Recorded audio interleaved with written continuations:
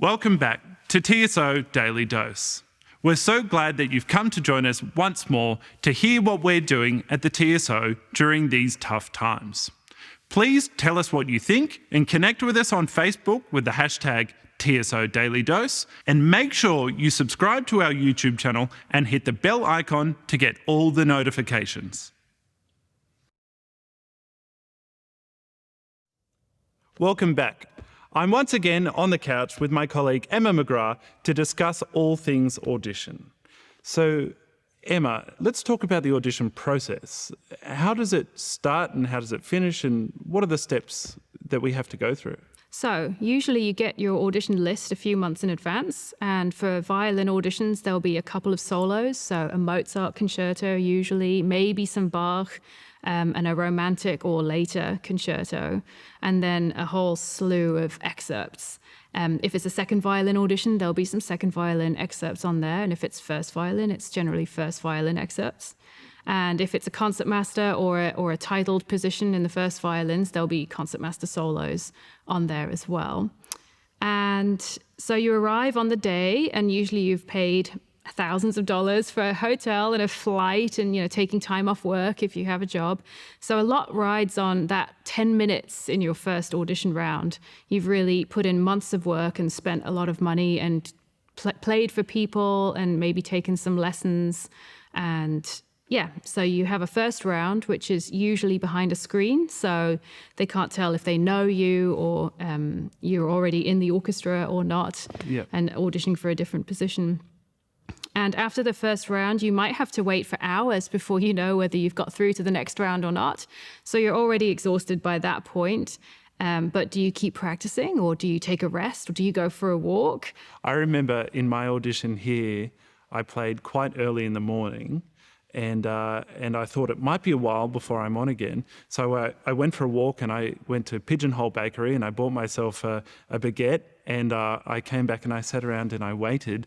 And when they came out and they told us it was time for the second round, we only had about 10 or 15 minutes to get ready before the next round. And everyone else hadn't had food. And I was so thankful that I had this food to get me through the next half of the day. Because the second round is, that's only halfway through sometimes. There's a third round or as well, isn't there? Yeah, usually. So that was a very smart thing that you did. Food is important because it can be a marathon day, multiple rounds. Usually the screen comes down in the finals. I really recommend that people bring snacks because you also might be playing in a concert hall that's not in the center of town.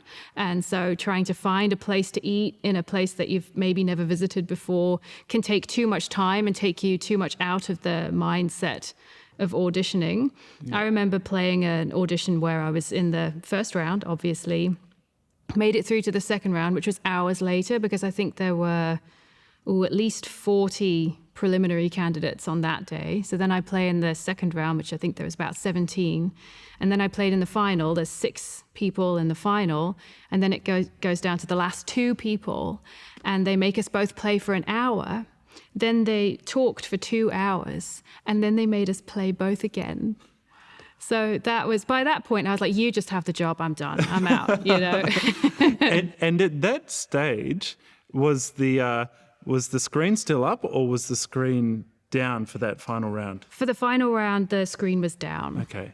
How does that compare for you, having done so many auditions and being quite successful? How do you compare playing behind a screen to playing in front of the full panel? Yeah, for me, actually, I just made it a point to make it not be a big deal because I've heard that some people really don't like playing in front of the screen, like it's a barrier. And then it can also be a little bit disconcerting playing in front of the panel because you go, I know that person, and they're quite famous and they're really intimidating. It's all in your head. You're playing great music, you're sounding great, you've practiced, you've prepared, and whether there's a screen there or you're playing in front of a panel of exceptional orchestral musicians, it shouldn't matter. So in my mind, it doesn't matter. I make it not matter. Well, I think that's a good mental trick to have up your sleeve, especially for the heavier excerpts where a lot of your mental capacity will be focused on getting through what is quite a tricky excerpt. Tell me about the Strauss excerpts we have today. Sure. So the first one is Don Juan, which is an orchestral tone poem by Richard Strauss. And the first page of this is on, I think, every audition list for every orchestra. At least I've seen it 100 times listed. So I'd be very surprised if it wasn't on there. And it is every violinist's waking nightmare. It begins with this flurry of semiquavers, which are very, very fast notes. It's relentless, it's virtuosic, it's powerful, it's exceedingly confident. You have to really show your technical prowess. There's a crazy high passage right in the middle, which you can easily mess up, and then the whole excerpt sort of falls down in your mind. You might have played the rest of it wonderfully, but you missed that high note in the middle, and you're not going to feel very good about it. So it's... Look, years and years of playing this excerpt, and it's not very enjoyable. I, again, tried to change my mental game and think, no, I'm going to enjoy this. I can do this. So at a certain point, you've practiced so much, it's really all about the mental game. Yeah, that's fantastic. Well, as a bass trombonist, I'm sitting here imagining playing Don Juan right now. So let's listen to the excerpt now.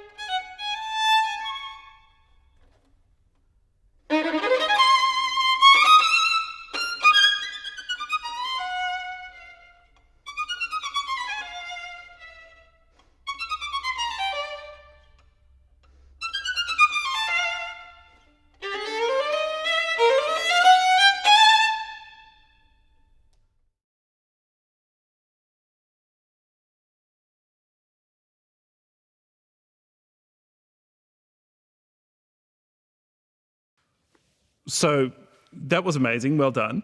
Now we've got some more Strauss. We've got also sprach Zarathustra.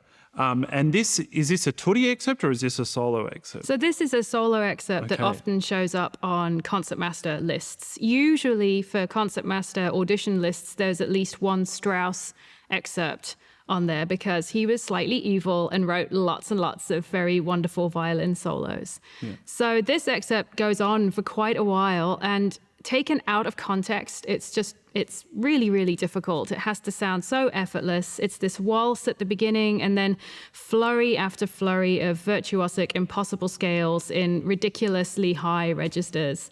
But there are some charming things as well. Strauss often uses the violin to really make a character change. So if you listen to the excerpt just on its own with just the violin, it's millions of characters in about 4 minutes or something. Yeah. And then you put it all together with the rest of the orchestra, and there's so much else going on with other orchestral players, and there's even other violin solos from other string principal solos as well. Yeah. So it all comes together in this beautiful mix of storytelling. Yeah. But playing it on your own just feels so lonely and yes, bereft of the team. Strauss often remarked, boasted even, of his ability to evoke characters or evoke scenes and paint scenes with music. That must be a really important thing to this excerpt. Absolutely. And I think Strauss is right, even though I think he was quite arrogant, but I think he was right. Yeah. Well, that's great. Well, let's have a listen to this excerpt from also sprach Zarathustra.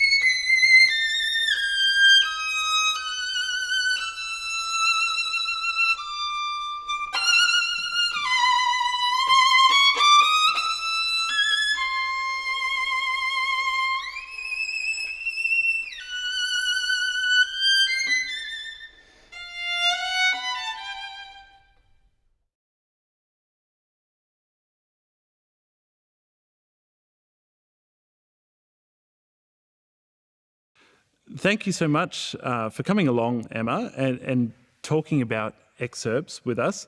I think it's a really valuable resource for our patrons to know how we got here as the musicians that they see week in, week out, but also a really, really invaluable resource for young musicians. So if anyone wants to contact you with questions, they can get in contact with you via our Facebook page, the TSO Facebook page.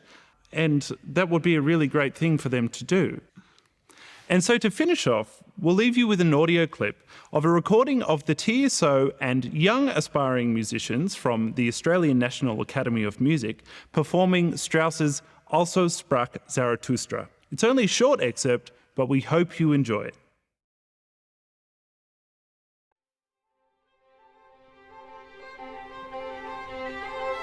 you.